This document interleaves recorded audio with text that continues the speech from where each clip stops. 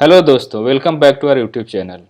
दोस्तों, आज के इस वीडियो में हम डिस्कस करने वाले हैं कंपनी पब्लिक से पैसा क्यों जुटाती है, मर्चेंट बैंकर और उसकी क्या भूमिका होती है, आईपीओ से जुड़े घटनाक्रम के बारे में बात करेंगे और आईपीओ आने के बाद क्या होता है और आईपीओ से जुड़े कुछ जार्गन के बारे में। तो चलिए वीडियो को शुरू करते हैं। दोस्तों, ये video basic of stock market series का 5वां एपिसोड है।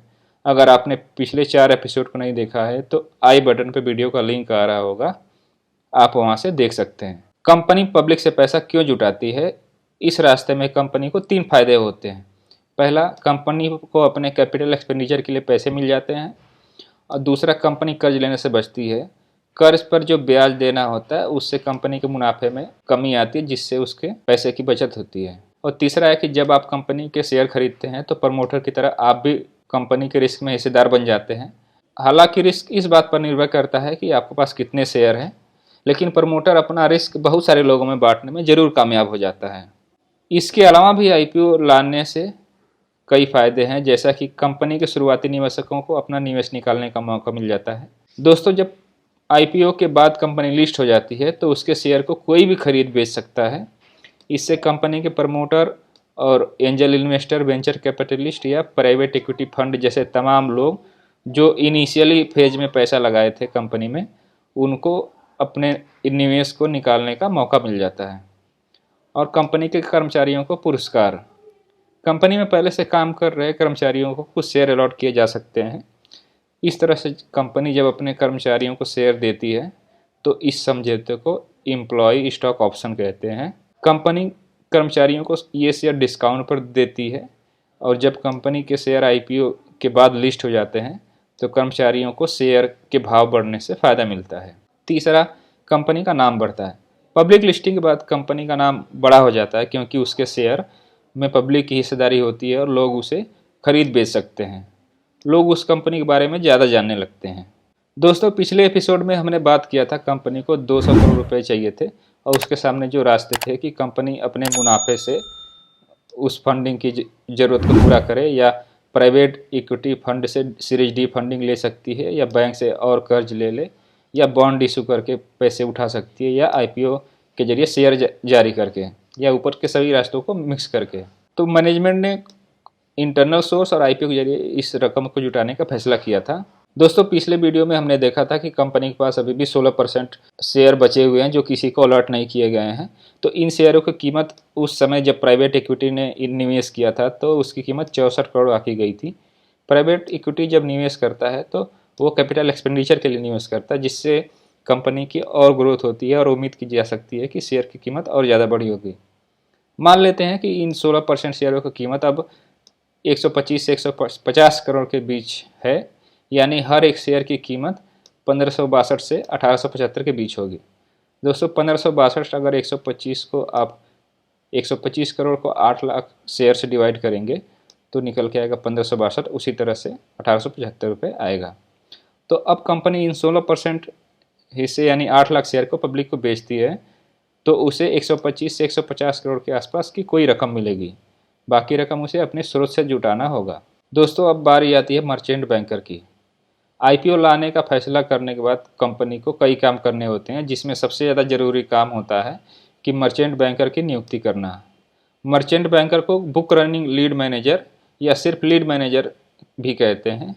इसका काम होता है कंपनी को उसके आईपीओ लाने में मदद करना, जैसे कंपनी का ड्यू डिलिजेंस करना, ड्यू डिलिजेंस सर्टिफिकेट देना। इसको ये भी देखना होता है कि कंपनी ने कानून के हर नियम का पालन किया है। कंपनी के साथ मिलकर के ड्राफ्ट रेड हियरिंग प्रोस्पेक्ट यानी डीआरएचपी समेत सारे लिस्टिंग डॉक्यूमेंट तैयार करना। इसके बारे में हम बाद में डिस्कस करेंगे कि डीआरएचपी क्या होता है। शेयर अंडरराइट करना, इसका मतलब होता है कि मर्चेंट बैंकर ने आईपीओ के सारे या कुछ शेयर कंपनी से खरीदे और बाद में उसे पब्लिक को बेचने का समझौता कर लिया है। आईपीओ में शेयर की प्राइस बैंड तय करने में कंपनी की मदद करना। प्राइस बैंड का मतलब होता है शेयर के नीचे और ऊपर वाले कीमत की वो सीमा जिसके बीच में शेयर बेचे जाएंगे। इस कहानी में प्राइस बैंड हमने माना है 1562 से 1875 रुपये। कंपनी को उसके रोड शो में मदद करना। रोड शो कंपनी के प्रमोशन और मार्केटिंग को कहते हैं। मार्केटिंग का पूरा जिम्मा लीड मैनेजर का ही होता है। आईपीओ के लिए दूसरे इंटरमीडियरी जैसे रजिस्ट्रार, बैंकर, विज्ञापन एजेंसी आदि को नियुक्त करना। मर्चेंट बैंकर के आने के बाद कंपनी आईपीओ का काम शुरू कर देती है। आईपीओ से जुड़े घटनाक्रम। आईपीओ में हर कदम सेबी के नियम के मुताबिक ही उठाना होता है और ये कदम इस प्रकार होते हैं। मर्चेंट बैंकर की नियुक्ति करना। बड़े पब्लिक इशू में एक से ज़्यादा मर्चेंट बैंकर हो सकते हैं। सेबी को एक रजिस्ट्रेशन स्टेटमेंट के साथ एप्लीकेशन देना। रजिस्ट्रेशन स्टेटमेंट में ये बताया जाता है कि कंपनी क्या करती है, उसे आईपीओ लाने की क्यों ज़रूरत है और कंपनी की वित्तीय स्थिति क्या है।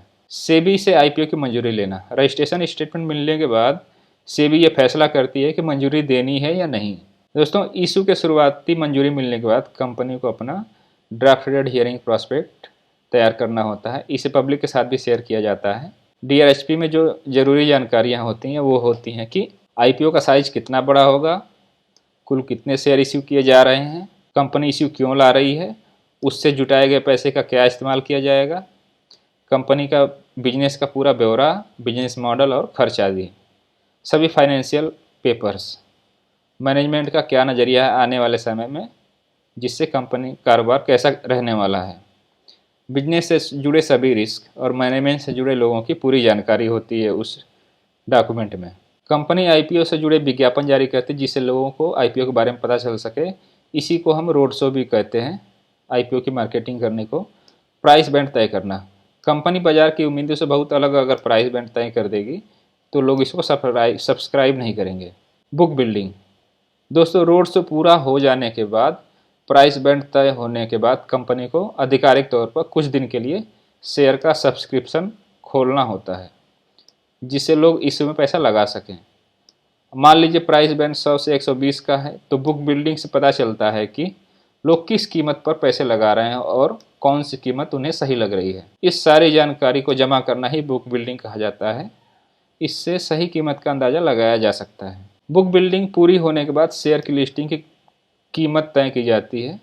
ये कीमत आमतौर पर वो कीमत होती है जिस पर सबसे ज़्यादा एप्लीकेशन या अर्जी आई होती है। दोस्तों, अगला स्टेप है लिस्टिंग डे। इस दिन कंपनी का शेयर एक्सचेंज पर लिस्ट होता है। लिस्टिंग कीमत उस दिन के डिमांड और सप्लाई के आधार पर तय की होती है।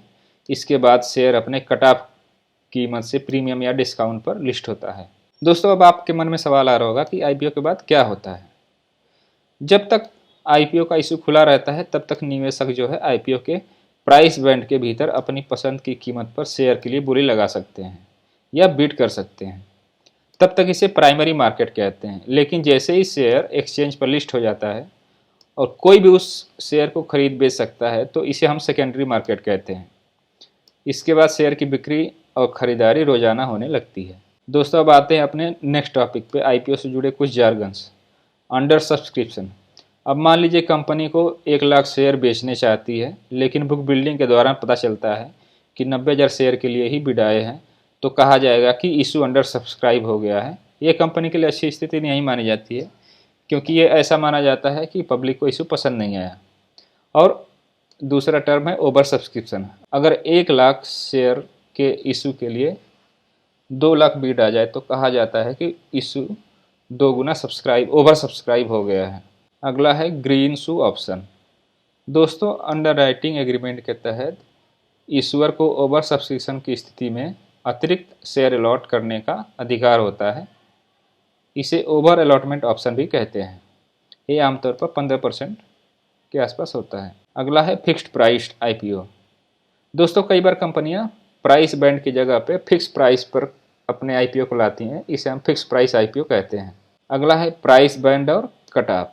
प्राइस बैंड उस दायरे को या उस रेंज को कहते हैं जिसके अंदर शेयर जारी किए जाते हैं। मान लीजिए कि प्राइस बैंड है 100 से 130 और इशू बंद होने के बाद शेयर की कीमत 125 तय होती है तो 125 को कट ऑफ प्राइस कहा जाएगा और इसे हम प्राइस बैंड बोलेंगे। तो दोस्तों, आज की वीडियो में बस इतना ही। आशा करते हैं आपको वीडियो पसंद आया होगा। वीडियो पसंद आया है तो वीडियो को लाइक करिए, चैनल को सब्सक्राइब करिए। मिलते हैं अगले एपिसोड में, तब तक के लिए धन्यवाद।